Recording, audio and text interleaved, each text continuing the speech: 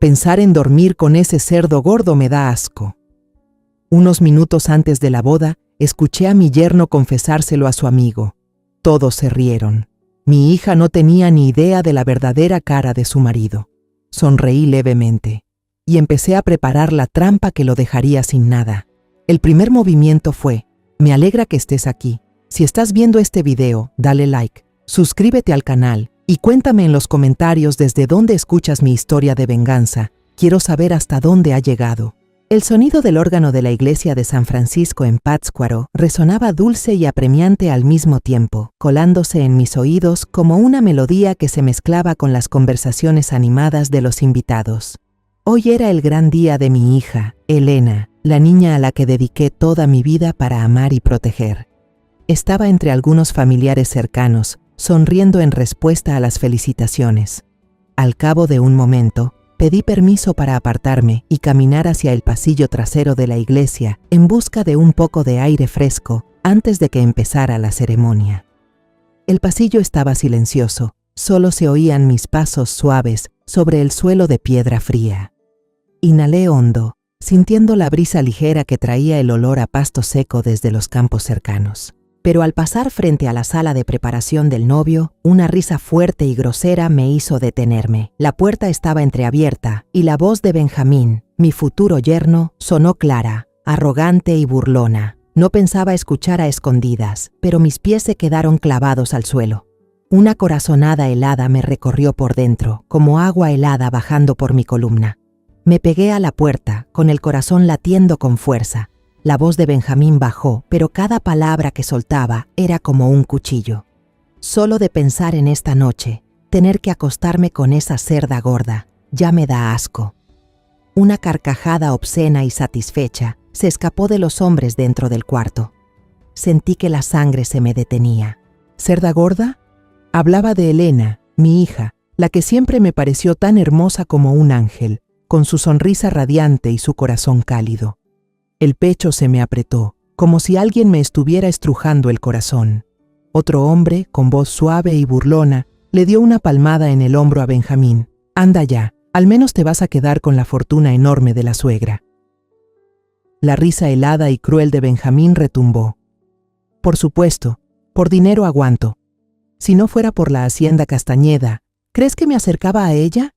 Cada palabra era como una aguja envenenada clavándose en mi corazón. La hacienda Castañeda, el legado que mis padres y yo cuidamos con sudor y toda una vida, ahora era solo una mercancía para él. No se casaba con mi hija por amor, sino por avaricia, por esas tierras fértiles y los números en la cuenta bancaria. Otro hombre intervino, con tono malicioso. «La noche de bodas seguro tienes que bajarte una botella de tequila para cumplir, ¿no?» El sonido seco de los vasos al chocar se mezcló con las risas brutales de todos, como si el mundo entero fuera una broma enferma. Apreté el rosario de madera de palo de rosa en mis manos, esas cuentas frías y lisas que había pasado entre mis dedos miles de veces en oración. Pero esta vez no podían calmar la furia que crecía dentro de mí. Quería entrar, gritarle en la cara, arrancarle esa máscara hipócrita con la que había engañado a toda mi familia. Pero mis pies eran de piedra y la razón me decía que debía mantener la calma, al menos por Elena. Me giré, con pasos vacilantes, casi chocando con una invitada que venía de frente. Me miró con ojos curiosos y escrutadores al ver mi rostro tan pálido como un papel. «Doña Aurelia, ¿está bien?», preguntó, con una voz llena de preocupación pero que no ocultaba la curiosidad. Me esforcé en sacar una sonrisa forzada y negué con la cabeza. «No pasa nada, solo estoy un poco cansada».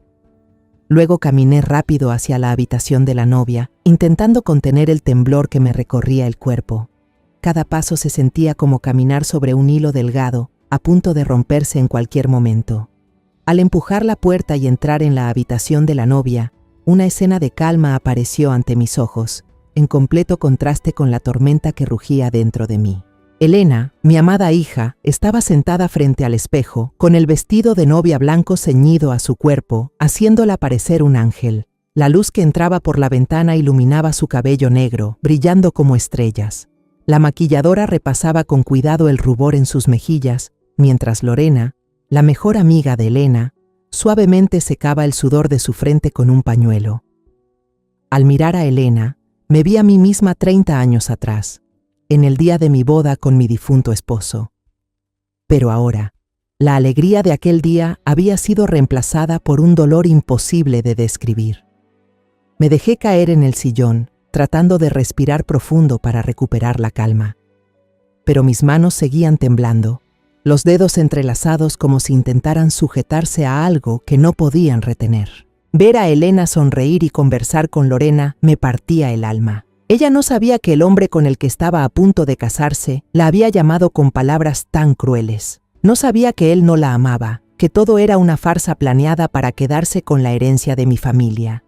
Quería correr a abrazarla, contarle todo, protegerla de quien había usado su amor puro para aprovecharse de ella. Pero también tenía miedo. Miedo de que, si hablaba, Elena no me creyera. Ella amaba a Benjamín, lo amaba con todo su corazón inocente. Yo había visto el brillo en sus ojos cada vez que lo mencionaba. Había visto cómo reía con ilusión al recibir un mensaje suyo. ¿Cómo podía destrozar su sueño en el día más importante de su vida? Pero ¿cómo podía quedarme en silencio cuando había escuchado con mis propios oídos esas palabras crueles? El único pensamiento que se clavó en mi mente fue una orden firme, como un juramento. Debo proteger a mi hija, cueste lo que cueste. Respiré hondo, intentando contener el temblor en mi pecho, y luego miré a la maquilladora y a las damas de honor que rodeaban a Elena. ¿Podrían salir un momento, por favor? Mi voz intentaba sonar serena, aunque por dentro era un mar agitado. Tengo algo privado que hablar con Elena. Me miraron con sorpresa, pero luego asintieron en silencio y se marcharon. La puerta se cerró, dejando un silencio pesado en la habitación. Solo quedábamos yo, Elena, mi querida hija, y Lorena, la amiga que ella siempre había considerado como una hermana. Me acerqué a Elena, mis manos temblorosas tocaron sus guantes de seda blanca. Sus ojos claros me miraban con confianza e inocencia, como si aún viera en mí a la madre que siempre buscaba cuando necesitaba consuelo. Pero hoy yo sabía que estaba a punto de romperle el corazón. Apreté fuerte la mano de Elena, sintiendo la suavidad de su piel a través de la seda. Elena, escúchame. Empecé con la voz temblorosa pero tratando de sonar firme. Acabo de escuchar algo que no puedo guardarme.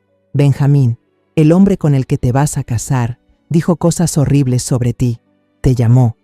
Se me hizo un nudo en la garganta, pero me obligué a seguir. Te llamó cerda gorda, Elena. Dijo que solo se casaba contigo por la hacienda Castañeda, por el dinero. Él no te ama. Los ojos de Elena se abrieron de par en par. La luz en ellos se apagó de inmediato. Sus labios temblaban, y los dedos en mis manos se apretaron con fuerza, como aferrándose a la esperanza de que yo estuviera equivocada. No puede ser. Elena negó con la cabeza, con una voz débil, casi un susurro. Mamá, seguro escuchaste mal. Él no es así. Él me ama, mamá. Siempre me dice que soy hermosa. Siempre está conmigo cada vez que me siento insegura de mí misma. Las palabras de Elena eran como cuchillos clavándose en mi corazón. La miré y vi claramente la ingenuidad y la fe ciega en su mirada. Recordé los días en que Elena era pequeña, cuando corría hacia mí llorando porque sus compañeros se burlaban de su peso. La abrazaba fuerte, susurrándole que era hermosa a su manera, que lo más valioso era su corazón. Y ahora, mi hija estaba confiando en un hombre que había mentido, que había usado su inseguridad para manipularla. No estoy equivocada, Elena, dije con voz dura, conteniendo la rabia que me quemaba por dentro. Lo escuché con mis propios oídos, junto a sus amigos. Se burlaba, se reía de ti, como si fuera solo una mercancía que podía cambiar por dinero. Elena rompió a llorar. Lágrimas calientes rodaban por sus mejillas borrando el maquillaje que la maquilladora había preparado con tanto cuidado. Negaba con fuerza, su cabello adornado con flores se sacudía con cada sollozo. No, mamá, tú no entiendes. Él me ha ayudado mucho. Siempre he sido insegura con mi apariencia, tú lo sabes. Pero Benjamín, él me hace sentir valiosa. Dice que me ama por quien soy de verdad. La voz de Elena se quebró, como si intentara convencerse a sí misma más que convencerme a mí.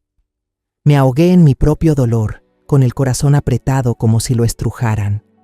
Quise abrazarla, secar sus lágrimas, pero sabía que en ese momento solo la verdad podía salvarla. Hija, sé que lo amas, dije, suavizando el tono, pero firme. Pero un hombre que realmente te ama jamás te llamaría de esa manera. Él no merece estar contigo, Elena. No puedes entregarle tu vida a alguien así. Antes de que pudiera seguir hablando, Lorena, que había estado callada hasta entonces, levantó la voz. Su tono era suave, pero cortante como un cuchillo escondido bajo terciopelo. Tía Aurelia, creo que aquí hay un malentendido, dijo Lorena, acercándose para poner la mano en el hombro de Elena, como si quisiera protegerla de mí. He estado al lado de Elena todo este tiempo, y he visto que Benjamín la ama de verdad. Siempre la cuida, siempre está pendiente de ella. Si ahora cancelas esta boda, destruirás la vida de Elena. ¿Quieres que cargue con esa vergüenza para siempre? La miré, y una incomodidad me recorrió por dentro.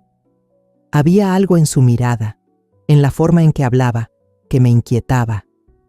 Siempre había creído que Lorena era una buena amiga para Elena, alguien en quien podía confiar. Pero ahora, su manera de defenderlo me hacía dudar. ¿Por qué estaba tan firmemente del lado de Benjamín? ¿Por qué se empeñaba en convencer a Elena justo delante de mí? Elena apoyó la cabeza en el hombro de Lorena, llorando desconsoladamente. «Mamá, ¿acaso no quieres que yo sea feliz?», sollozaba, con la voz entrecortada. «Siempre dices que quieres que me quede en la granja, contigo para siempre. ¿Es que tienes miedo de perderme y por eso dices esas cosas?». Las palabras de Elena fueron como un cuchillo directo a mi corazón. Me quedé paralizada, sin poder creer que mi hija pensara así de mí. «Elena, ¿cómo puedes decir eso?», susurré con la voz rota. «Toda mi vida solo he querido que seas feliz. He sacrificado todo, trabajando sin descanso en la granja para que tengas una vida mejor. ¿Cómo puedes pensar que tu madre es tan egoísta?». Pero Elena no respondió. Solo abrazó con fuerza a Lorena, como si ella fuera la única que la entendiera en ese momento. Yo me quedé ahí, sintiéndome una extraña en la historia de mi propia familia. Yo crié a Elena, la abracé en tantas noches cuando lloraba por soledad. Le enseñé a mantenerse firme ante las críticas del mundo. Y ahora mi hija elegía creerle a una amiga antes que a su madre. En ese momento, las campanas de la iglesia sonaron, solemnes y apremiantes, como un recordatorio de que el tiempo no espera a nadie. Una dama de honor tocó la puerta, su voz apresurada y emocionada. «Vamos, rápido, el padre y todos están esperando. Elena, tienes que salir ya mismo». La habitación pareció despertar, y las campanas me sacaron de la pesadilla que estaba estrujando mi corazón. Lorena actuó de inmediato. Tomó un pañuelo y le secó las lágrimas a Elena, susurrándole al oído. «No dejes que tu madre te distraiga, Elena. Este es tu día, el día que has soñado desde hace tanto. Sal ahí afuera, hermosa, orgullosa».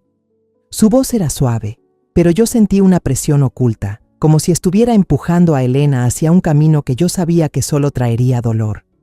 Elena respiró hondo, se levantó y acomodó la falda de su vestido blanco. Se miró al espejo, se limpió con rapidez las manchas de rímel en las mejillas y luego se dio la vuelta para salir, sin mirarme ni una vez. Cada paso de mi hija sobre el suelo de mármol era como un golpe de martillo en mi pecho. Quise gritar, quise detenerla, pero mis pies estaban congelados. Solo pude quedarme ahí, inmóvil en la habitación vacía, con el corazón estrujado. Mi hija había decidido creer en alguien de afuera antes que en su propia madre. Lorena fue tras Elena, pero antes de cerrar la puerta me lanzó una mirada. Por un instante, vi en sus ojos un destello extraño, una frialdad triunfante que no pude comprender. La boda siguió su curso, como si las palabras crueles que había escuchado en la sala del novio no fueran más que una pesadilla pasajera. Me senté en la primera fila de la iglesia, donde la luz de los vitrales de colores caía sobre la alfombra roja del pasillo. Pero para mí, todo estaba borroso, cubierto por una neblina helada. Elena caminaba del brazo de Benjamín, avanzando despacio, su sonrisa radiante pero ingenua. Cada paso sobre la alfombra roja era como un cuchillo invisible cortándome el corazón. Apreté fuerte el rosario entre mis manos, luchando por no llorar, por no levantarme y gritar la verdad delante de todos. Pero no pude. Solo pude quedarme sentada, inmóvil, viendo cómo mi hija entregaba su vida a un hombre que yo sabía que era un lobo disfrazado de cordero. La boda se celebró en el jardín de una hacienda antigua, donde las luces amarillas colgaban entre las ramas de los mangos creando un ambiente cálido y romántico. El sonido alegre del mariachi se mezclaba con las risas de los invitados y el tintinear de las copas de tequila al chocar entre sí. Las mesas estaban llenas de platillos tradicionales, tamales humeantes, mole poblano con su aroma inconfundible y chiles rellenos decorados con esmero. Pero para mí, todo aquello no era más que una farsa ridícula, una puesta en escena para ocultar la verdad repugnante que yo había presenciado. Me quedé en silencio en un rincón, con un vaso de jugo de naranja ya tibio entre las manos, sin apartar la mirada de Benjamín. Él iba de mesa en mesa, con una sonrisa perfecta en el rostro, estrechando manos, levantando la copa en brindis, representando a la perfección el papel de un joven empresario exitoso y un esposo amoroso. Nadie que lo viera podría sospechar que detrás de esa fachada impecable se escondía un alma cruel y ambiciosa. Respiré hondo, intentando reunir el valor suficiente para acercarme a Elena. Ella estaba con unas amigas. El vestido de novia blanco resplandecía bajo las luces. Su sonrisa seguía radiante, pero yo alcancé a notar el cansancio en sus ojos. Quise apartarla un momento, decirle que yo seguía allí, que no iba a rendirme en protegerla. Pero antes de dar un paso, apareció Lorena, tan rápida como una sombra. Se aferró del brazo de Elena y la jaló a otro lado con una sonrisa conciliadora falsa. «Tía Aurelia, deje que Elena disfrute de su día», dijo Lorena con una voz dulce pero cortante, como una advertencia. «No la haga preocuparse más, ¿sí?» Me quedé helada, como si me hubieran abofeteado. Sus palabras eran un muro invisible que me alejaba de mi hija. Solo pude asentir, apretar los labios y regresar a mi asiento, con el corazón pesado como plomo. Apenas unos días después de la boda, cuando el brillo de la celebración se había apagado, un rumor cruel empezó a correr por todo Pátzcuaro. Lo escuché primero en el mercado local, donde siempre compraba verduras y especias. Las amas de casa, mujeres que había visto durante años, comenzaron a murmurar a mis espaldas cuando yo pasaba. «Esa señora Castañeda es muy difícil», dijo una, lo bastante fuerte para que yo oyera. Con tantas exigencias, ¿cómo no iba a espantar a los pretendientes de su hija? Otra se rió con desdén. Dicen que hasta inventó cosas para arruinar la boda de su propia hija, solo porque no quería perderla. Me detuve junto a un puesto de chiles secos, apretando con fuerza el asa de mi canasta, sintiendo que la sangre me hervía. Quise girarme, encararlas, gritar que no era mentira, que lo único que buscaba era proteger a mi hija, pero no lo hice. Solo bajé la cabeza y salí del mercado a paso rápido, con la sensación de que todo el pueblo me observaba con desprecio. Lo peor fue al regresar al rancho Castañeda, donde había vivido toda mi vida, donde había dejado mi sudor y mis lágrimas para mantener el legado de la familia. Los niños del barrio, a quienes yo solía dar dulces en las fiestas, corrían frente al portón y gritaban: «¡Cerda gorda! ¡Cerda gorda!». Eran las mismas palabras que Benjamín había dicho en la habitación de preparación, ahora repetidas por voces infantiles, agudas como cuchillas. Me quedé inmóvil en la entrada, viendo a los niños alejarse mientras sus risas resonaban en el atardecer. En ese instante lo entendí. Todo había ido demasiado lejos. Benjamín no solo no negó sus insultos, sino que los convirtió en un chiste cruel para humillarme, para pintarme como una madre egoísta y autoritaria ante los ojos de todos. Pero lo que me destrozaba más el corazón era pensar en quién había filtrado esa información. Nadie más que Lorena. Recordé su mirada triunfante en la sala de la novia, la forma en que se puso del lado de Benjamín, la manera en que convenció a Elena de que yo me había equivocado. Lorena, a quien alguna vez consideré como una segunda hija, a quien recibí en mi casa, con quien compartí comidas familiares, ahora me traicionaba a Elena. Sentí como si la tierra bajo mis pies se abriera, como si toda la confianza que alguna vez tuve en la bondad de las personas se desvaneciera. Una noche, decidí ir a visitar la casa de Elena sin avisar. Conduje por las calles conocidas, con el corazón pesado por la esperanza de ver a mi hija, de hablar con ella como antes. Pero al entrar en la sala de la nueva casa, vi a Lorena sentada allí, bebiendo con calma una copa de vino tinto, conversando en confianza con Benjamín. Reían, hablaban como si compartieran un secreto al que yo no tenía derecho. Al verme, Lorena se levantó de inmediato, se acercó a bloquearme el paso con una sonrisa forzada. «Hola, doña Aurelia», dijo con un tono altivo, como si yo fuera una visita indeseada. «Elena está descansando, se siente un poco cansada. No la moleste más, necesita tranquilidad».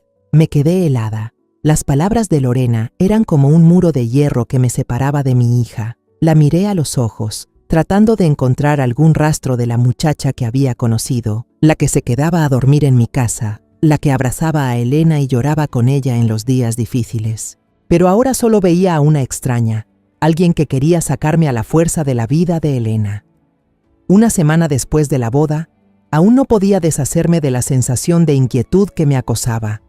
Cada noche, me recostaba en la vieja cama de madera de mi cuarto en la finca, pero el sueño ya no llegaba con la facilidad de antes. Sabía que no podía quedarme de brazos cruzados, que no podía permitir que mi hija cayera en un torbellino de mentiras sin hacer nada. Así que, una tarde al atardecer, cuando la luz dorada se derramaba sobre el jardín frente a la casa de Elena, decidí visitarla sin previo aviso. Tal vez esperaba encontrar un momento para hablar con ella, para traerla de vuelta conmigo, con la verdad. Conduje por los caminos serpenteantes que llevaban a la nueva casa de Elena, con el corazón cargado. La casa estaba en medio de un pequeño jardín, con rosales cuidados con esmero, creando una paz demasiado perfecta para ser real. Bajé del coche, respiré hondo para recuperar la calma y toqué la puerta. La puerta se abrió y apareció Elena, con el cabello recogido, el rostro cansado, pero con una débil sonrisa al verme. «Mamá, ¿por qué no avisaste que venías?», preguntó con un tono suave pero un poco incómodo. Yo solo sonreí, tratando de esconder la tensión en mi interior. «Solo quería pasar a verte, saber cómo estás», respondí mientras entraba en la sala. Pero apenas puse un pie en la casa, sentí que algo no estaba bien. Benjamín estaba sentado en el escritorio de la esquina, con un montón de papeles gruesos delante.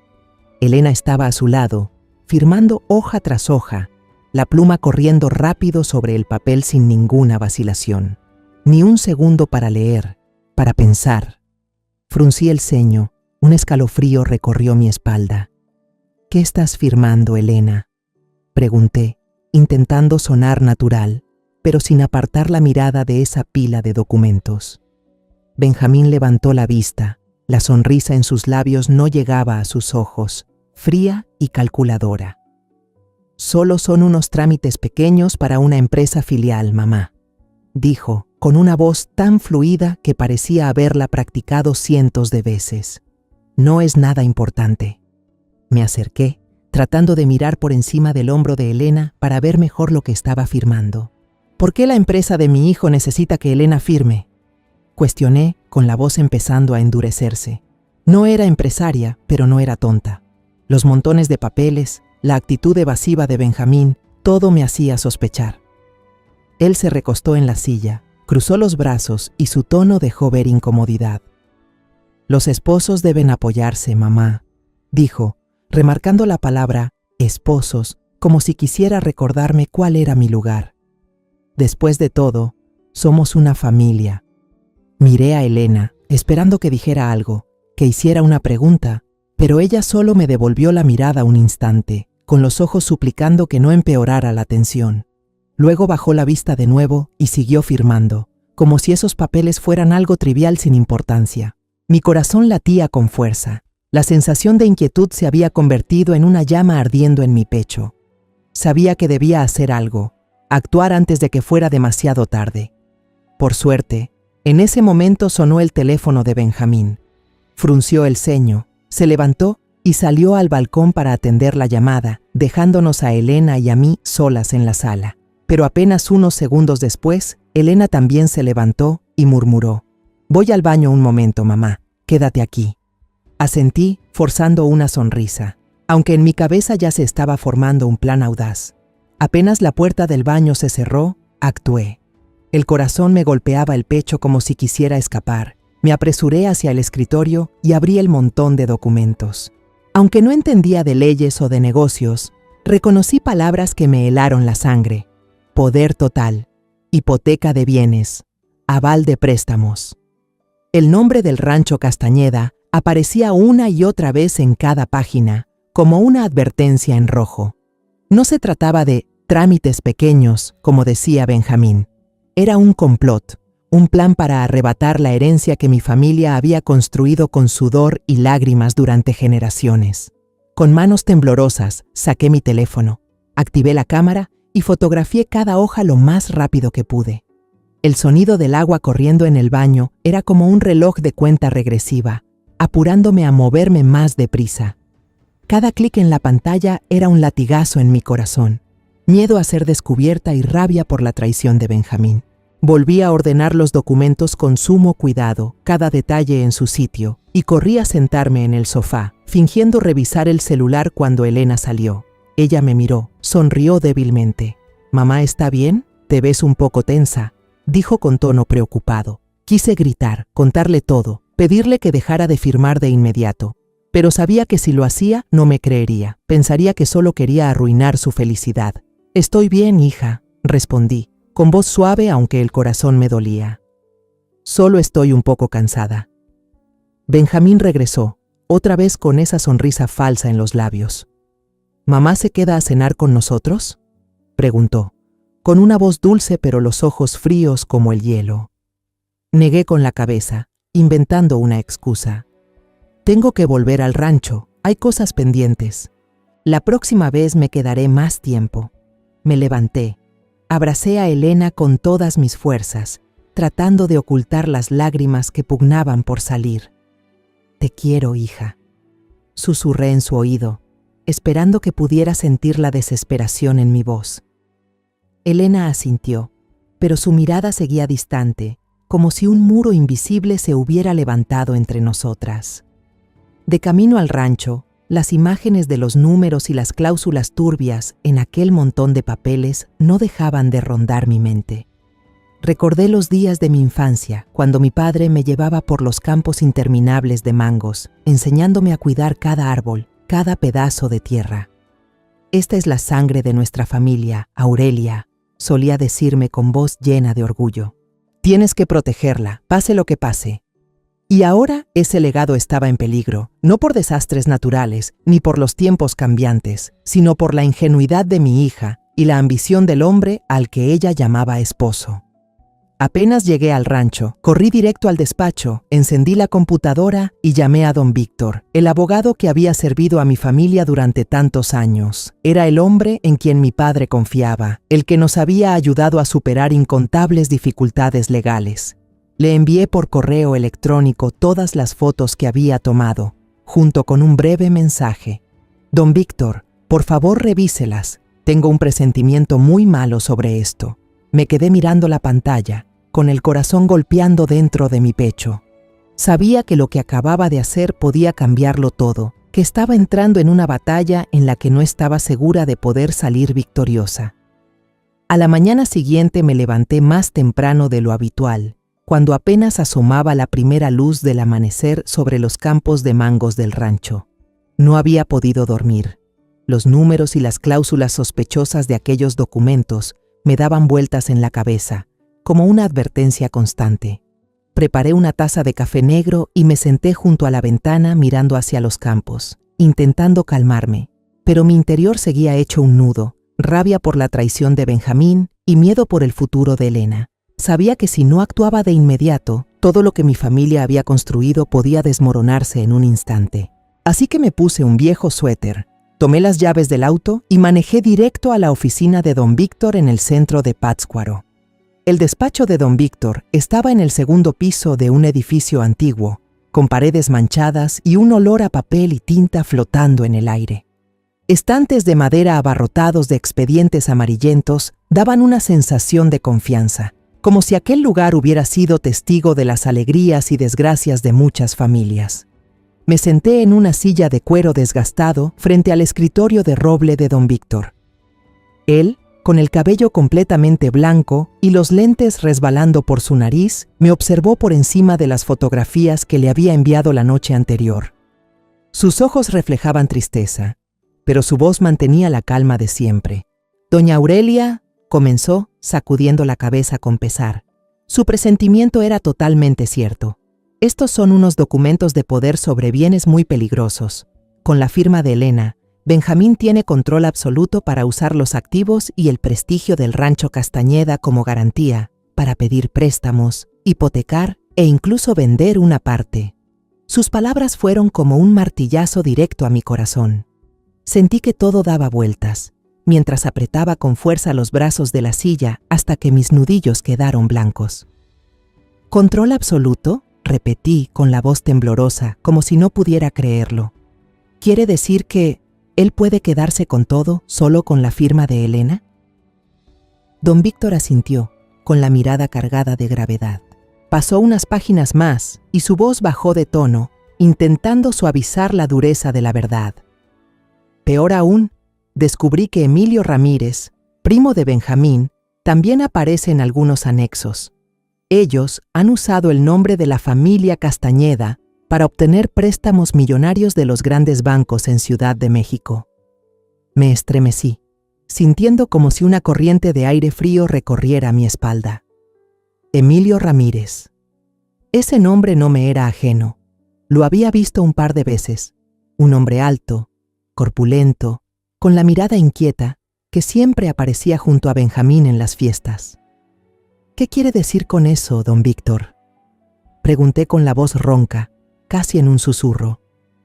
«Si los negocios de Benjamín fracasan, ¿qué pasará?». Él me miró directo a los ojos, sin apartar la vista.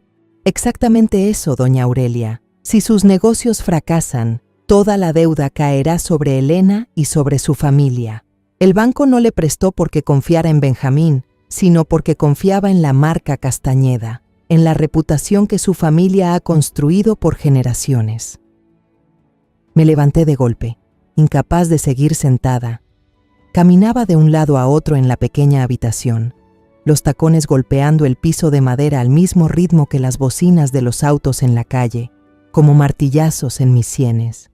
Pensé en la hacienda, en aquellas mañanas en que mi padre me llevaba entre las hileras de mangos, enseñándome a cuidar cada pedazo de tierra. «Esta es nuestra sangre, Aurelia», solía decir con orgullo. «No es solo tierra, es historia, es la confianza de la gente que trabaja para nosotros». Y ahora todo eso estaba en peligro por alguien a quien alguna vez llamé yerno. Me giré hacia don Víctor, con la voz temblorosa pero llena de decisión.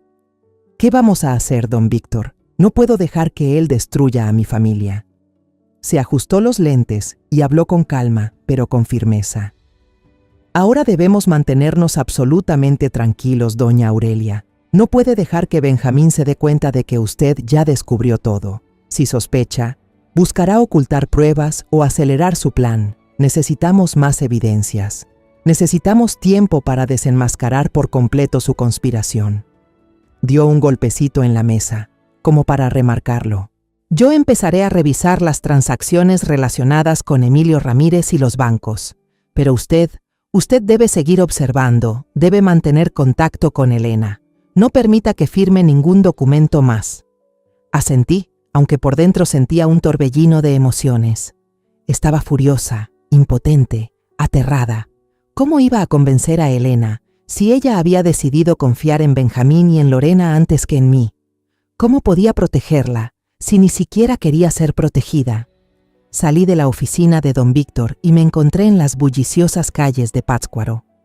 El ruido de los autos, de los vendedores ambulantes, todo era un caos de sonidos que no lograba apagar los latidos desbocados de mi corazón. De camino a la hacienda, no podía dejar de pensar en los trabajadores que habían estado con mi familia por generaciones. Los veía allí, bajo el sol ardiente, regando, cosechando mangos, cuidando cada árbol como si fueran de su propia sangre. Ellos confiaban en mí, en la familia Castañeda, como mis padres habían confiado en ellos. El pecho se me apretó al imaginar que todo aquello podría perderse, solo por la ingenuidad de Elena y la ambición de Benjamín. Apreté con fuerza el volante y me juré a mí misma que no lo permitiría. El esfuerzo de toda la vida de mis padres, el mío, no iba a convertirse en humo por culpa de un estafador. Esa noche me revolvía en la cama de madera vieja, con la luz tenue de la luna filtrándose por la rendija de la cortina y proyectándose sobre los grabados del techo. El viento que pasaba entre las copas de los mangos sonaba como susurros de advertencia, impidiéndome conciliar el sueño. Los números y cláusulas en el montón de papeles que había fotografiado se repetían en mi cabeza, como un recordatorio de que el tiempo se agotaba. Sabía que no podía depender solo de esas fotos. No podía simplemente confiar en que don Víctor encontraría la manera de proteger a Elena y la hacienda. Necesitaba pruebas más claras. Necesitaba una verdad lo bastante fuerte para desenmascarar el plan de Benjamín. Y así, en el silencio pesado de la noche, tomé una decisión que jamás habría imaginado: contratar a un detective privado. Me puse en contacto con don Víctor a la mañana siguiente, con la voz temblorosa al preguntarle si conocía a alguien de confianza que pudiera ayudarme a profundizar en este asunto. Él no dudó en recomendar al señor Ignacio Fuentes, un ex policía investigador con más de 20 años de experiencia, en quien confiaba como en un amigo. Si alguien puede descubrir la verdad, es Ignacio, dijo con voz firme. Concerté una cita con Ignacio en una pequeña cafetería en las afueras de Pátzcuaro, un lugar donde nadie me conocía, para evitar las miradas curiosas del pueblo. Cuando llegué, Ignacio ya estaba allí, un hombre de mediana edad con el rostro curtido y unos ojos penetrantes que parecían atravesar cualquier secreto. Me saludó con un leve asentimiento y fue directo al grano. ¿Qué quiere que investigue, doña Aurelia? Necesito toda la información que tenga. Le conté todo, desde las humillaciones de Benjamín en la boda hasta el montón de papeles sospechosos que Elena había firmado. Le entregué las fotos que había tomado a escondidas, con la voz quebrada por la mezcla de rabia e impotencia. Ignacio escuchó sin interrumpirme, anotando con cuidado en una libreta pequeña. «Empezaré de inmediato», dijo, con un tono sereno pero firme.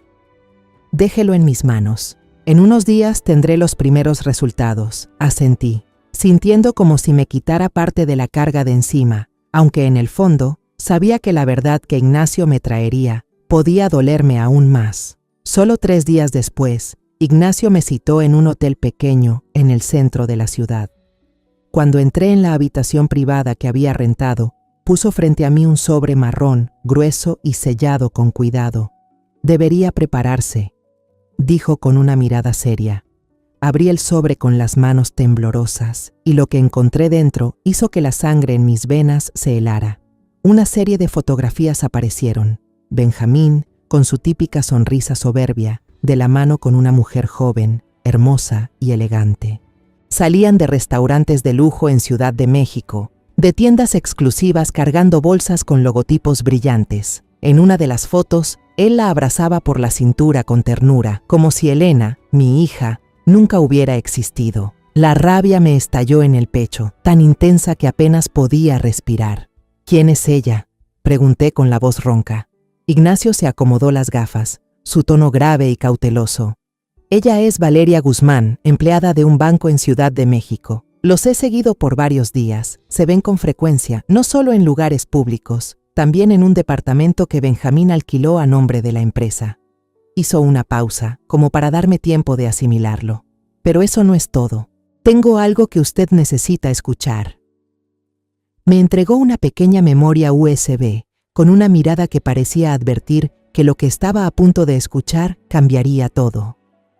Regresé a la granja, cerré con llave la puerta del despacho y conecté el USB a la computadora.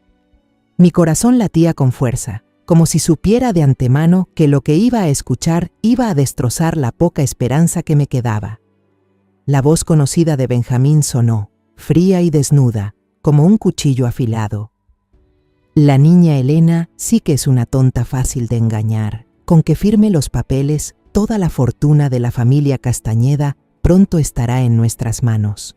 Y su vieja madre, que siempre finge ser lista, terminará llorando cuando firme ella misma la bancarrota de su propia granja. Elena la convencerá, ya verás. Ella ama mucho a su hija. La risa estridente de Valeria resonó, como un corte más profundo en mi pecho. Tienes mucha habilidad, dijo, con tono sarcástico. Aguantarte a una cerdita a cambio de una fortuna vale la pena. Los dos se echaron a reír. Esa risa salvaje retumbó en la habitación y me hizo temblar de rabia. Aparté deprisa la lágrima de rabia que brotó, apretando el rosario hasta que las articulaciones de mis dedos se pusieron blancas. Esas palabras no eran solo una traición hacia Elena, eran una bofetada para mí, para el amor que le he dado a mi hija. Quería gritar, destrozarlo todo, pero sabía que la ira no podía salvar a Elena. Necesitaba actuar, necesitaba pruebas y un plan. Ignacio siguió informando, su voz monótona pero llena de peso. He descubierto un detalle importante, doña Aurelia. Benjamín tiene un conflicto muy grande con su hermano de sangre, Armando. Dicen que se llegaron a pelear hasta casi matarse por dinero. Armando fue socio de Benjamín, pero él lo engañó. Se quedó con una gran suma de dinero y dejó a la familia de Armando en la ruina. Si necesita un testigo, Armando podría ser la clave. Las palabras de Ignacio fueron como un rayo de esperanza en la oscuridad. Lo miré, con la mirada decidida, aunque el corazón todavía me doliera. Está bien dicho. Si Armando sabe la verdad sobre Benjamín, podría ayudarme. ¿Sabe dónde está Armando? Ignacio asintió y me dio un papel con la dirección de una cantina en las afueras de Morelia. Es cliente habitual allí, dijo, pero debe tener cuidado. Armando no es fácil de tratar, especialmente cuando se habla de su hermano.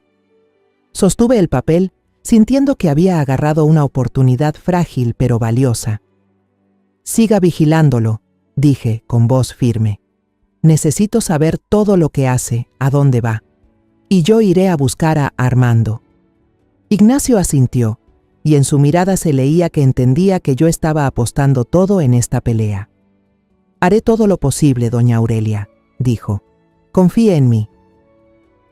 Con el papel con la dirección de la cantina en las afueras de Morelia que me dio Ignacio, me subí al coche, decidida pero también preocupada. El camino hacia la cantina era angosto y serpenteante, flanqueado por campos resecos y casuchas. Al empujar la puerta y entrar, el olor a licor barato y a humo de cigarro me golpeó la nariz, mezclado con una ranchera triste que salía de un altavoz viejo. La cantina estaba oscura. Solo unas pocas bombillas amarillentas colgaban del techo. Miré a mi alrededor, buscando a Armando, de quien Ignacio decía que era cliente habitual del lugar, casi todos los días, ahogando su pena en alcohol, y, en efecto, lo encontré en el rincón más oscuro del bar, sentado solo frente a una botella de cerveza ya más de la mitad vacía. Armando se veía demacrado, el rostro castigado con arrugas profundas, como si la vida le hubiera quitado demasiado. Sus ojos estaban turbios, cargados de tristeza, pero aún con un destello agudo, como el de alguien que ha vivido mucho sufrimiento. Respiré hondo, me acerqué y arranqué una silla para sentarme frente a él. «Hola», dije, esforzando la voz por mantener la calma aunque el corazón me latiera con fuerza. «Soy Aurelia Castañeda, la suegra de Benjamín, su hermano». Armando alzó la mirada, el cansancio y la desesperanza recorriéndole el rostro. Esbozó una sonrisa apagada, una sonrisa nada amistosa. ¿Vino a defender a ese hijo de puta? Su voz era ronca y llena de amargura. Si es así, váyase, no quiero oír nada sobre él. Sentí el odio en cada palabra que decía, pero en lugar de amedrentarme, me dio esperanzas. Si Armando odiaba tanto a Benjamín, tal vez él fuera la clave para desenmascararlo. No, respondí, con voz firme y sin apartar la mirada de él. Vine porque yo, al igual que usted, soy una víctima de él. Armando frunció el ceño, sorprendido por un instante, pero no dijo nada. Simplemente me hizo señas para que continuara. Saqué del bolso el sobre marrón que Ignacio me había dado y lo puse sobre la mesa. Tiene que ver esto, dije, bajando la voz. Esto es evidencia de lo que Benjamín le está haciendo a mi hija, a mi familia. Abrí el sobre y saqué las fotos de Benjamín con Valeria Guzmán, la mujer con la que él se relacionaba en Ciudad de México. Se las empujé a Armando, una por una, como si le fuera quitando capa por capa la máscara de su hermano. Armando las tomó, con las manos temblorosas al ver a Benjamín abrazando a Valeria, riendo en restaurantes lujosos. «Ese cabrón», murmuró, con la voz cargada de furia. Saqué el teléfono y reproduje la grabación que Ignacio había hecho. La voz de Benjamín sonó fría y desnuda. La niña Elena es una estúpida fácil de engañar. Si solo firma los papeles, toda la hacienda de los Castañeda pronto estará en nuestras manos. La risa cristalina de Valeria fue como un cuchillo que me atravesó otra vez. «Eres un genio», dijo ella. «Aguantar a una cerdita gorda a cambio de una fortuna vale la pena». Cuanto más escuchaba, más se oscurecía el semblante de Armando. Apretó la botella con fuerza, las venas le marcaban como si fuesen a estallar. Cuando terminó la grabación, levantó la vista hacia mí, los ojos enrojecidos, no sé si por el alcohol o por la indignación. «Nunca cambió», dijo Armando, la voz ronca por la emoción y el rencor. «Nos estafó todos los ahorros, nos dejó en la ruina. Mi padre tuvo un derrame por la desesperación y murió. Mi madre enfermó gravemente por el dolor. Y ni una sola vez se apareció por la casa. Juré que nunca le perdonaría». Las palabras de Armando fueron como un viento helado, pero al mismo tiempo encendieron en mí una chispa de esperanza. Me di cuenta de que él no era solo un testigo. Era alguien que compartía mi dolor, otra persona traicionada por Benjamín. «Sé que ha sufrido mucho por su culpa», dije, suavizando la voz pero manteniéndome firme. «Y yo también. Está aprovechándose de mi hija, Elena, para apoderarse de la hacienda de mi familia. Pero no voy a dejar que gane. Señor Armando, necesito su ayuda. Salga y declare. Ayúdeme a llevarlo ante la justicia. No lo hago solo para recuperar la propiedad. Lo hago, más importante aún, para salvar a mi hija». Armando permaneció en silencio, la mirada clavada en la botella de cerveza frente a él. Podía ver que estaba librando una lucha interna, entre el dolor del pasado y la duda sobre lo que yo le estaba proponiendo. El bar de pronto se volvió silencioso, solo quedaba resonando la música ranchera, triste y lejana. Yo esperaba, sin atreverme a presionar, pero con el corazón latiendo con fuerza, como si cada segundo que pasaba fuera una oportunidad que se me escapaba de las manos. Finalmente, Armando levantó la vista, sus ojos ahora fríos y decididos. «Está bien», dijo con voz firme. «Voy a contarlo todo. Voy a ayudarla», asentí, sintiendo como si me hubiera quitado un peso enorme de encima. «Gracias», respondí, la voz temblorosa de emoción. «Vamos a detenerlo juntos». Armando no contestó, solo inclinó la cabeza, pero en su mirada reconocí la misma determinación que había en la mía. Nosotros, dos personas heridas por el mismo hombre, nos habíamos convertido en aliados en una batalla sin tregua. Con pruebas irrefutables en nuestras manos, sentí como si empuñara una espada afilada, lista para cortar todas las mentiras. Don Víctor, con la cautela y la firmeza de un abogado experimentado, presentó en mi nombre la demanda contra Benjamín y sus cómplices, incluido Emilio Ramírez, por fraude, apropiación indebida y abuso de confianza. Sabía que este juicio no era solo una pelea legal, sino también la oportunidad de recuperar la justicia para Elena, para la hacienda Castañeda y para mi propio orgullo. El día del juicio me levanté temprano, cuando el amanecer apenas iluminaba los campos de mango. Me paré frente al espejo, acomodando la blusa blanca y la falda larga y sencilla que había escogido para mostrar calma, pero también firmeza. Por dentro estaba nerviosa, ansiosa, como si fuera a entrar en una batalla que no sabía si podría ganar. Pero al pensar en Elena, en la inocencia de su mirada y en las humillaciones de Benjamín, apreté el rosario entre mis manos y me dije, tengo que hacerlo, por mi hija. La sala del Tribunal del Estado de Michoacán estaba llena de gente. Parecía que todo Pátzcuaro había venido, desde los campesinos que habían trabajado en mi hacienda, hasta las amas de casa del mercado y los vecinos que antes murmuraban a mis espaldas. El murmullo recorría el ambiente como una corriente de curiosidad y tensión. Me senté en la primera fila, junto a don Víctor, intentando mantener el semblante sereno, aunque mi corazón golpeaba con fuerza dentro del pecho. Benjamín y Emilio entraron en la sala con la misma confianza arrogante de siempre. Benjamín vestía un traje hecho a la medida, con una sonrisa soberbia, como si creyera que nadie podría tocarlo. Emilio lo seguía, con la mirada inquieta, aunque fingiendo calma. Los observé, sintiendo cómo la sangre hervía en mis venas. Pero cuando mi vista se cruzó con la de Elena, el dolor me atravesó de nuevo. La vi entrar junto a Lorena, con el rostro pálido, los ojos enrojecidos de tanto llorar. Elena evitaba mirarme, con la cabeza baja, el cabello negro cayendo sobre su cara. Lorena le sostenía la mano y le susurraba algo, pero podía ver la confusión en cada gesto de mi hija. Parecía un pajarillo atrapado, sin saber hacia dónde volar. El juez, un hombre de mediana edad con el rostro severo, golpeó el mazo para dar inicio al juicio. Don Víctor se puso de pie y presentó el caso con una voz clara y contundente. Describió con detalle la conspiración de Benjamín, desde engañar a Elena para que firmara documentos de poder sobre los bienes, hasta aprovecharse del prestigio de la hacienda Castañeda para obtener préstamos enormes. Cada palabra suya era como una flecha que daba en el blanco, provocando un murmullo en toda la sala. Pero el momento que realmente me dejó sin aliento fue cuando don Víctor pidió reproducir la grabación que Ignacio había conseguido.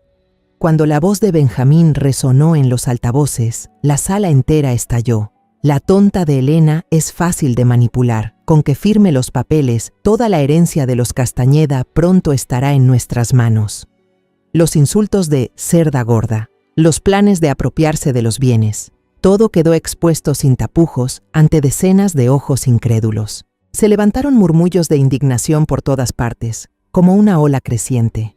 Miré a Elena y la vi paralizada, con los ojos muy abiertos de horror. Observaba a Benjamín como si no pudiera creer que el hombre al que amaba pudiera decir esas palabras.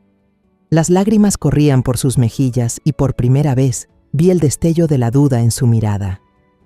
Lorena, sentada a su lado, se apresuró a susurrarle algo al oído, apretando fuerte la mano de la muchacha como si quisiera retenerla. Pero Elena, en un momento inesperado, apartó la mano de Lorena y dijo con voz temblorosa pero firme: «No, Lorena, no digas nada». Vi a Lorena desconcertada, con la sonrisa falsa borrándose de sus labios. Sentí un pequeño alivio, aunque el dolor seguía intacto. Elena estaba herida, y yo, a pesar de todos mis intentos de advertirle, no había podido evitar ese instante. El clímax del juicio llegó cuando Armando subió al estrado. Se veía muy distinto a la última vez que lo vi en la cantina. Ese día llevaba una camisa limpia, el cabello peinado, aunque su rostro aún reflejaba las huellas del sufrimiento. Empezó a hablar con voz ronca, cargada de emoción. «Soy el hermano de Benjamín», dijo, recorriendo con la mirada la sala antes de fijarse en su hermano. «Pero no estoy aquí para defenderlo, estoy aquí para decir la verdad. Él engañó a mi familia y se llevó todos los ahorros que mis padres juntaron durante toda su vida. Mi padre, por la desesperación, sufrió un derrame y murió, y mi madre ahora está en el hospital sin dinero para su tratamiento. Todo fue por culpa de Benjamín». La sala quedó en un silencio absoluto. Solo se escuchaba la voz de Armando, pesada como una losa. Contó cómo Benjamín prometía inversiones y luego huía con el dinero, cómo le rogó a su hermano que regresara y solo recibió silencio. «No tiene corazón», dijo Armando con la voz quebrada. «No le importa a nadie más que él mismo». Miré a Benjamín y lo vi gritar con furia: «¡Mientes! Solo me tienes envidia». Pero sus gritos fueron ahogados por la indignación de la sala. Por primera vez, vi el pánico absoluto en los ojos de aquel que siempre se creyó vencedor. Tras los alegatos finales, cuando don Víctor concluyó con un poderoso llamado a la justicia, la sala cayó en un silencio profundo. El juez, con el rostro severo, recorrió la sala con la mirada hasta detenerse en Elena. «Señorita Elena Castañeda», dijo con voz grave y clara, «¿tiene algo que quiera decir antes de que el tribunal dicte sentencia?». Toda la sala contuvo el aliento. Miré a Elena, con el corazón detenido. Ella se levantó temblando, apoyando las manos en el respaldo del asiento para sostenerse. Vi sus labios apretados, su mirada pasando sobre Benjamín y luego deteniéndose en mí, apenas un instante, pero suficiente para que viera en sus ojos el dolor y la determinación. «Me engañaron», dijo Elena, con la voz temblorosa pero llena de firmeza. «Confié en alguien que no lo merecía. Quiero divorciarme».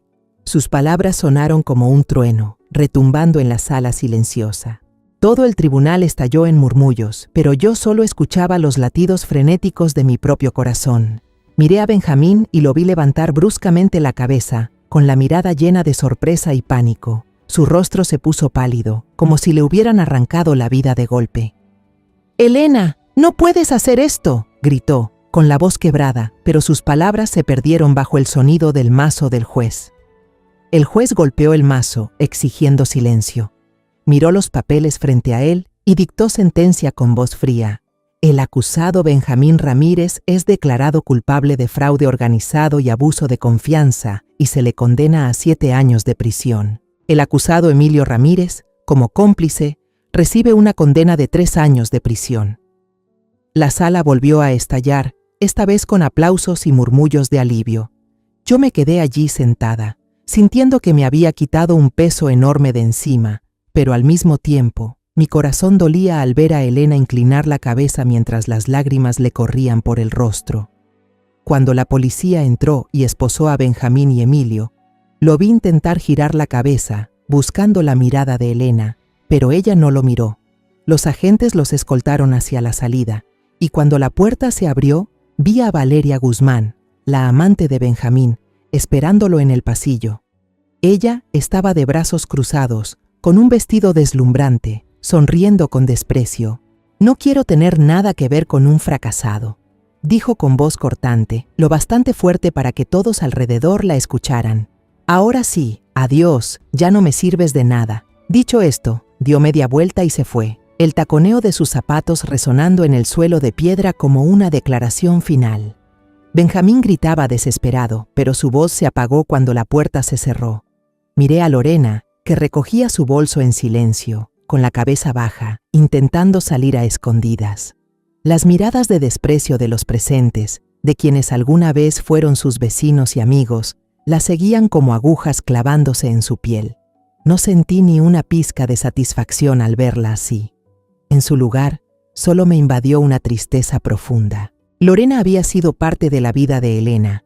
Yo la había recibido en mi casa como a una hija. Pero ahora no era más que una sombra, alguien que eligió ponerse del lado equivocado. Cuando terminó el juicio, me acerqué a Elena. Estaba allí, con los hombros temblando y la mirada perdida. Le tomé la mano y sentí lo frías que estaban sus frágiles falanges. «Mamá», susurró con la voz rota, «lo siento, no te escuché». La abracé con fuerza, dejándola llorar desconsolada en mi hombro. «No pasa nada, hija», dije con la voz entrecortada. «Estoy aquí. Siempre voy a estar aquí para ti». Sentí sus lágrimas calientes empapar mi ropa, y por primera vez en muchos días, sentí que mi niña volvía a ser esa pequeña que corría hacia mí cada vez que se caía. Salimos del tribunal de la mano, bajo un sol tan brillante que nos cegaba. Los rayos iluminaban el camino de piedra, como si nos abrieran una nueva ruta a ambas. Miré a Elena y vi en sus ojos aún la tristeza, pero también un destello de alivio. «Mamá», dijo en voz baja pero firme, «quiero volver a casa, a la hacienda». Asentí, apretando su mano con fuerza, sintiendo que había recuperado una parte de mi corazón. Unas semanas después del juicio, la solicitud de divorcio de Elena fue aprobada oficialmente por el tribunal. Recibí la noticia de don Víctor en una llamada breve. Su voz era suave, pero no podía ocultar la alegría. «Doña Aurelia, todos los trámites ya están completos. Elena ahora es libre», dijo. Asentí con la cabeza, aunque él no pudiera verlo, sintiendo como si una gran piedra se hubiera levantado de mi pecho. Me quedé en el porche de la casa, mirando hacia los campos de mangos que se extendían sin fin, y por primera vez en muchos meses sentí un poco de paz. Elena, mi hija, había decidido regresar a vivir en la hacienda Castañeda, el verdadero hogar de ella, donde yo la había criado con todo mi amor y esperanza. El primer día que Elena volvió, la vi de pie en medio del huerto de mangos, donde las hileras de árboles cargados de fruta se mecían con el viento. La luz de la mañana brillaba sobre su cabello negro, haciendo relucir las gotas de rocío en las hojas. Elena respiró hondo, como si quisiera absorber por completo el olor de la tierra húmeda, el aroma de las flores de mango y la libertad recién recuperada. Se volvió hacia mí, con los ojos llenos de lágrimas y la voz temblorosa. «Mamá, lo siento. Perdóname por no haberte creído, por dejarte sola enfrentando todo». Sus palabras me atravesaron como un cuchillo, pero no era dolor, era una mezcla de tristeza y alegría. Me acerqué, la abracé fuerte y acaricié su espalda temblorosa. «No pasa nada, hija mía», susurré con la voz entrecortada. «Lo importante es que ahora ya estás en casa. Tú y yo empezaremos de nuevo juntas». En los días siguientes, la vida en la hacienda fue retomando su ritmo, pero con un nuevo matiz. Elena ya no era la muchacha ingenua y frágil de antes. Empezó a aprender a manejar la hacienda conmigo y me sorprendió su inteligencia y rapidez. Pasaba horas sentada frente al escritorio, revisando los libros de cuentas, aprendiendo a negociar con los comerciantes e incluso firmando personalmente grandes contratos de exportación a Estados Unidos y Canadá. La observaba, con la mirada concentrada y las manos pasando las páginas, y sentía que estaba viendo a la mujer que yo misma fui 30 años atrás. Una mujer fuerte, lista para sostener a toda la familia. Los trabajadores de la hacienda, personas que habían estado con mi familia por generaciones, recibieron a Elena con alegría. La llamaban la joven patrona, como solían llamarme a mí cuando era joven. Sonreían al verla pasar, mostrándole cómo revisar la madurez de un mango o cómo cuidar la tierra para que los árboles crecieran sanos. «La señorita Elena es igualita a doña Aurelia», dijo un trabajador mayor con la mirada llena de orgullo. «Ella seguirá dando prestigio a la familia Castañeda». Esas palabras me calentaron el corazón, como si el legado de mis padres hubiera encontrado al heredero digno que tanto esperaba. La comunidad del pueblo de Pátzcuaro también empezó a cambiar la forma en que me veía. Los murmullos malintencionados que antes se escuchaban en el mercado dieron paso a la compasión y el respeto. Una mañana, mientras escogía chiles secos, una ama de casa que solía hablar a mis espaldas se acercó con voz apenada. «Doña Aurelia, le pido perdón por haber creído en los rumores. Usted es una madre fuerte y estamos orgullosos de usted». Yo solo sonreí y asentí suavemente. «Gracias», respondí con voz tranquila. «Cuando quiera, la invito a visitar la hacienda». Abrí las puertas de la finca, invitando a todos a conocerla, como una manera de sanar las grietas que los chismes habían dejado. Y cada vez que veía sus sonrisas al probar los mangos dulcísimos, sabía que había tomado el camino correcto. En cuanto a Lorena, ella se fue en silencio del pueblo justo después del juicio. Nadie supo a dónde fue, y el nombre de Lorena poco a poco desapareció de las historias en Pátzcuaro, como si nunca hubiera existido. No sentí satisfacción al pensar en su partida, solo una leve tristeza. Lorena había sido parte de la vida de Elena, incluso la había querido como a una hija. Pero ella eligió ponerse del lado equivocado, y ahora debía enfrentar las consecuencias de sus actos. Mientras tanto, Elena empezó a cambiar, no solo en la forma de manejar la granja, sino también en cómo se veía a sí misma. Una tarde, con timidez, me dijo que quería inscribirse en un curso para bajar de peso. «No es porque quiera agradarle a alguien», dijo Elena, con la mirada firme. «Es porque quiero quererme más a mí misma, estar más sana, para poder construir la granja contigo». Asentí, orgullosa hasta las lágrimas. Cada mañana veía a Elena levantarse temprano, correr por los senderos entre los campos, el sudor brillando en su frente, pero con una sonrisa radiante. Ella estaba recuperando su esencia y yo sabía que esa era su mayor victoria. Una mañana fresca, cuando el aire aún estaba suave y olía a flores de mango, Elena y yo caminamos entre los árboles cargados de fruta. El canto de los pájaros se mezclaba con el sonido del viento entre las hojas, componiendo una música serena. Elena se detuvo, miró hacia los campos y luego me habló con voz decidida. Nunca más dejaré que alguien me engañe, mamá. Estaré a tu lado para proteger y hacer crecer lo que abuelos y padres levantaron. Esta granja es nuestro hogar y quiero que siempre siga siéndolo. Sonreí, con el corazón lleno de paz y orgullo. Le tomé la mano y sentí la fuerza en esos dedos pequeños. Al regresar a casa, me quedé en el porche, mirando los campos brillando bajo el sol. Pensé en los días de dolor, en las noches sin dormir, en los momentos en que creí que me derrumbaría. Pero ahora, con Elena a mi lado, sabía que cada sacrificio había valido la pena. La justicia a veces llega tarde, pero el castigo nunca falta. Y para mí, la venganza más dulce no fue ver a Benjamín castigado, ni a Lorena desaparecer. La venganza más dulce fue ver a mi hija recuperar su libertad, ponerse de pie con firmeza y avanzar con seguridad hacia adelante. Después de todo lo ocurrido, el mensaje más importante que quiero dejarles es este. En la vida, la verdad y la confianza no se pueden cambiar por nada. Quizás el amor